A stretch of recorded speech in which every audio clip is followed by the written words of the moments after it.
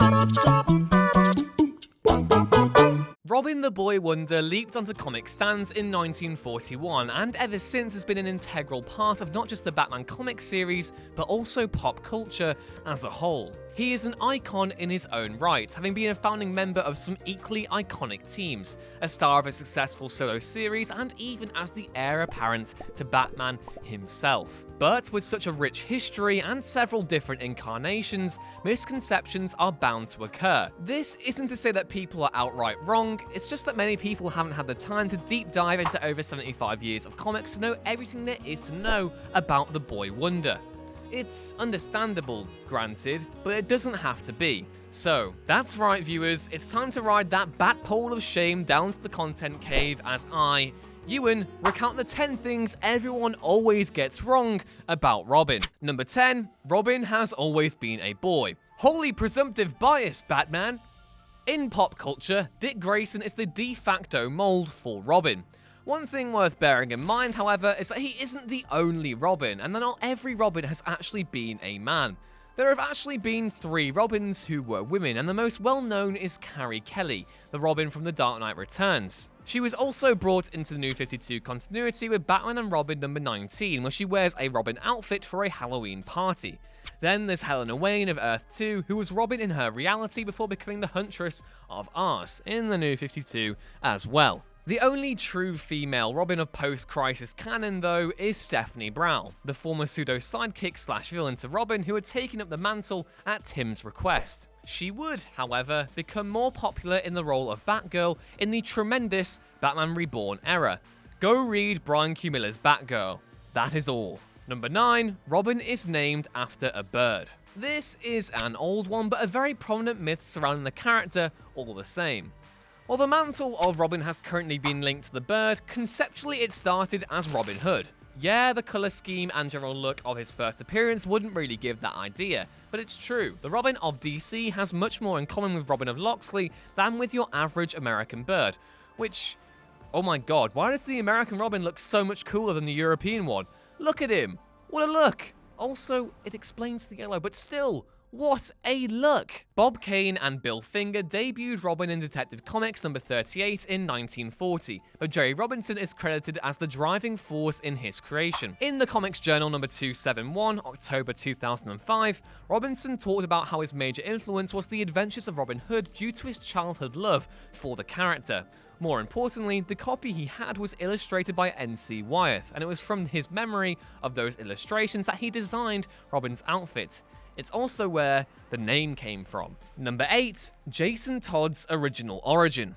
Jason Todd really did get the short end of the stick as Robin. Replacing a popular character is hard enough, but Jason was hamstrung from the beginning. In his first appearance in 1983's Batman number 357, Jason Todd was a circus acrobat whose parents were killed by a crime boss, this time Killer Croc, and Bruce Wayne adopted him. And really, that's where problems begin to start. Sound familiar? Jason Todd was designed to be just a minimally altered version of Dick Grayson to keep the dynamic that worked before, and fans saw right through it from the very get-go. Luckily, Jason did get a new origin story with Crisis on Infinite Earths, where he was almost the polar opposite of Dick Grayson. Now, he was a street orphan who tried to steal the wheels of the Batmobile and was taken in by Bruce to stop him from becoming a criminal.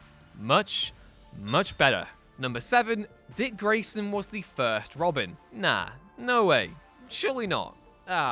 Fine, let's figure it out for ourselves. When Robin debuted, we already knew Batman's basic origin story and how he became the Caped Crusader, so no one expected that in 1955, Detective Comics number 226 would change the continuity behind it for good. For you see, Dick Grayson was not the first person to wear Robin's green undies.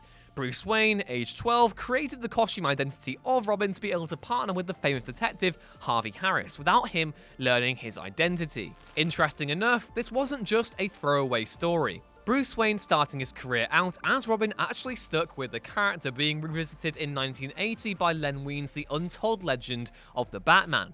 It wasn't until Crisis on Infinite Earths that all trace of Wayne's colourful start to crime fighting were erased from existence. Number 6, Robin says holy a lot. Burt Ward uttered 359 holy exclamations in the first series of the 1960s Batman television show. Everyone on the planet has done a direct quote or a personalized version for the moment, but it was never that way in the comics. Holy misconception, Batman! In the comics, Robin was certainly the quipper of the duo, the now typical teen hero ready with puns or some modern slang to counteract Batman's lack of one-liners. The first utterance of holy was in Batman number 7 way back in 1941, but it was only the expression holy cat, which is just a variation of holy cow, and not something out there as holy hole in a donut, or holy grass zeppelin, or holy contributing to the delinquency of minors, Batman. Burt Ward, we love you. Still, one of the most iconic catchphrases in history has no basis with the character, save for a throwaway line from the 40s. Number 5. Only Dick Grayson quit being Robin. There are two almost universal facts about Robin that even someone who's not really read comics knows. Jason Todd dies and Dick Grayson leaves Batman. Dick Grayson leaving to go off to college in Batman number 217 would lead him into becoming arguably more iconic as Nightwing, but not many realise that every Robin has left the nest to become their own hero at one point or another. Dick became Nightwing and would inherit the Batman cowl after Bruce Wayne's death in Final Crisis. Jason Todd, on the other hand, would recover from his death thanks to Superboy Prime punching the multiverse and fracturing it, resurrecting him as the new Red Hood. Tim Drake would become the cowled Red Robin as he searched for Bruce, emulating Batman's style as he searched for evidence that his mentor was still alive. Stephanie Brown, who started her career as Spoiler, would return as Batgirl with a really sweet black and purple costume. Even Damian Wayne, whose run as Robin has coincided with several massive shifts to the Bat franchise and the DC universe as a whole, began calling himself Redbird when acting against Batman's wishes. While they are always technically considered sidekicks, each Robin has graduated to being their own hero at various times. Number 4. Jason Todd was the only dead Robin. There are very few moments in comics that are as ingrained in the public conscious as the death of Jason Todd.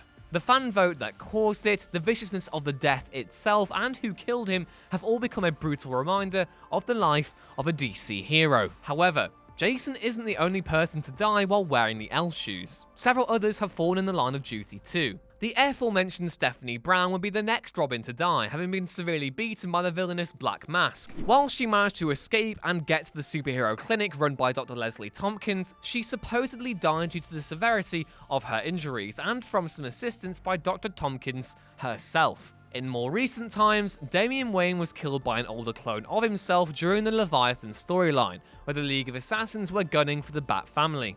He went out not as the bratty punk son of Batman, but as an absolute hero, completing his character arc in the best way possible before returning just a year later. So, there are a lot of dead birds in Batman's cave. Not great, Bruce, not gonna lie. Number 3, the only superhero team they've been a part of is the Teen Titans. Dick Grayson as Robin was a founding member of the teen superhero group known as the Teen Titans. Since the original incarnation of kid sidekicks teamed up to take on Mr. Twister in 1965, the Titans in all their various forms have been closely linked with not just Dick Grayson, but anyone wearing the red tunic of Robin. Tim Drake and even Damian "I'm an antisocial brat" Wayne have led or at least been members of the team. However, this is not the only group that a Robin helped create. During the late 90s, Tim Drake's Robin teamed up with Connor Kent's Superboy and Bart Allen's Impulse to stop the villain The Secret, and then would later come to a clubhouse in Happy Harbor after the World Without Grown-Ups event.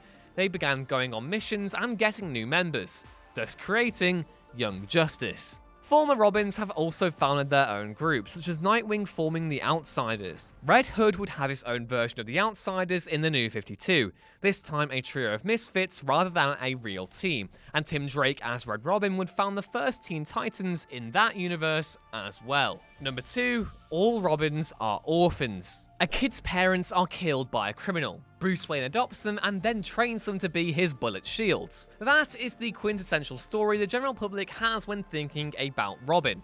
To Dick Grayson and Jason Todd, that story is fairly accurate, but every other Robin has actually had a living parent. Tim Drake's dad, for instance, was alive and well when Tim used his deductive skills to figure out that Bruce Wayne was Batman and became Robin in 1989. His mother was killed by drinking the Obeah Man's poisoned water, but Tim lived with his father until the event storyline Identity Crisis, where Jack Drake was killed by Captain Boomerang before being adopted by Bruce. Stephanie Brown's dad is a major crux of her character's arc since he is the villainous clue master in the comics, and she became the spoiler to quote-unquote spoil her dad's plans. Then there's Damian Wayne, who is the actual biological son of Bruce Wayne. Number 1, they aren't Batman's equal.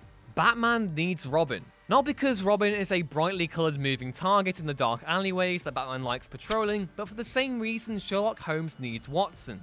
In fact, it was Bill Finger who pitched the idea to Bob Kane about Batman needing a Watson-like figure, and thus a quipping kid sidekick was born.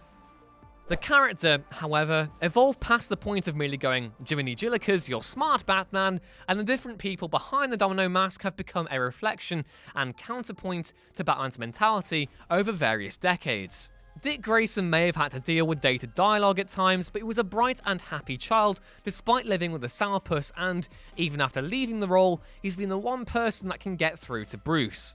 Jason Todd actually acted in the complete opposite manner, being a snotty brat who egged on Batman's darker persona during the 80s. Tim Drake, on the other hand, was a brilliant boy who came to Batman, rather than Batman finding him, and was critical as a hero when Batman got himself broke by Bane. True, Stephanie Brown caused a citywide gang war, but that failing made Batman reconsider his methods and trust issues. Damian Wayne, on the other hand, brought the Bat Dad out of Batman, while also making readers finally come to grips with the fact that Robins are still kids. In the end, however, Batman and Robin are partners. Despite the age gap, Batman has put his life in Robin's hands more times than not, making them much more than just a distraction, and instead an equal member of a famous partnership. They're the dynamic duo. What else needs to be said?